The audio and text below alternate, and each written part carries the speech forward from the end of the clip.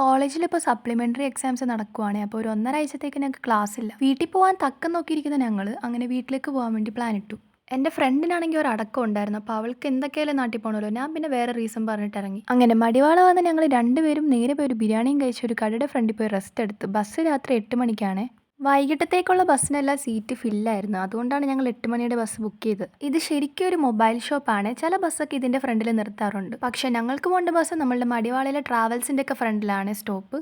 അങ്ങനെ കുറേ നേരം അവിടെ ഇരുന്ന് ബോറടിച്ചപ്പോൾ ഞങ്ങൾ രണ്ടുപേരും വിചാരിച്ചു പോയി എന്തെങ്കിലും സ്നാക്സ് ഒക്കെ മേടിക്കാമെന്ന്. ഇവിടെ തൊട്ടടുത്ത് തന്നെ സ്നാക്സും സ്വീറ്റ്സും ഒക്കെ കിട്ടുന്നൊരു കടയുണ്ടായിരുന്നു. ഞങ്ങൾ എപ്പം മടിവാള വന്നാലും അവിടെ പോയിട്ടാണ് മേടിക്കാറ്.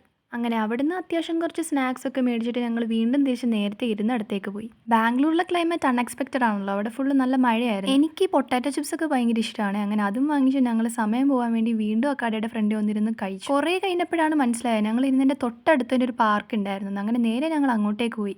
സമയം പോയത് അറിഞ്ഞില്ല. അപ്പം തന്നെ 7 മണിയായി. ഞങ്ങൾ പിന്നെ ബോർഡിംഗ് പോയിന്റിലേക്ക് പോയേ. വൈകിട്ടായി തന്നെ ഒരു ചായ മസ്റ്റാണല്ലോ. അങ്ങനെ തൊട്ടടുത്ത് തന്നെ ചായക്കടയൊക്കെ ഉണ്ടായിരുന്നു. അങ്ങനെ അവിടുന്ന് ചായയൊക്കെ വാങ്ങി കുടിച്ചു ഞങ്ങൾ. പിന്നെ ഞങ്ങൾ അവിടെയൊക്കെ അലഞ്ഞ് തിരിഞ്ഞ് നടന്നപ്പോഴത്തേക്ക് ഞങ്ങളുടെ ബസ്സിങ് എത്തി. ഞങ്ങൾ ബുക്ക് ചെയ്തത് ഇൻ്റർസിറ്റി ട്രാവൽസ് ആയിരുന്നേ. അങ്ങനെ ടിക്കറ്റൊക്കെ കാണിച്ച് ഞങ്ങൾ നേരെ ബസ്സിലും കയറി സീറ്റും കണ്ടുപിടിച്ച് ഒറ്റ കിടത്തയായിരുന്നു. ഞങ്ങൾ സ്ലീപ്പറായിരുന്നേ ബുക്ക് ചെയ്തത്. അതും അപ്പർ ബർത്ത് ആയിരുന്നു. കുറച്ച് നേരം ഫോണൊക്കെ നോക്കിയിരുന്ന് ഉറങ്ങി എണീറ്റപ്പോഴത്തേക്ക് രാവിലെയായി. പിന്നെ നമ്മുടെ സ്ഥലം എത്താറാകുമ്പോഴത്തേക്ക് കിട്ടുന്ന ഒരു ഫീൽ ഉണ്ടല്ലോ, അത് പറഞ്ഞറിയിക്കാൻ പറ്റത്തില്ല. അങ്ങനെ എൻ്റെ ഡ്രോപ്പിംഗ് പോയിന്റ് എത്താറായപ്പോഴത്തേക്ക് ഞാൻ നേരെ ഫ്രണ്ടിലോട്ട് നടന്നു വന്ന് അങ്കിൾമാർക്ക് സ്ഥലമൊക്കെ പറഞ്ഞു കൊടുത്തു. ഇവിടുന്ന് റോഡ് ക്രോസ് ചെയ്യുന്ന എനിക്കൊരു ടാസ്ക്കാണ്. അങ്ങനെ എങ്ങനെയൊക്കെയോ റോഡും ക്രോസ് ചെയ്ത് ഞാൻ നേരെ മാതാവിൻ്റെ അടുത്ത് കയറി. അപ്പം തന്നെ എൻ്റെ കസിൻ എന്നെ വിളിക്കാൻ വന്നു. വീടെത്തിയപ്പോൾ ദാ കിടക്കുന്നത് നമ്മുടെ ചെക്കൻ. ഞാൻ ആദ്യമായിട്ടാണ് കേട്ടോ കാണുന്നത്. അങ്ങനെ പിന്നെ ഒത്തിരി ഡ്രസ്സ് ഉണ്ടായിരുന്നു. അതൊക്കെ കൂടി കഴുകാനായിട്ട് എടുത്തിട്ട് ഞാൻ പോയി കുളിച്ച് ഫ്രഷായി ഫുഡും കഴിച്ചു. അപ്പോൾ അത്രയേ ഉള്ളൂ.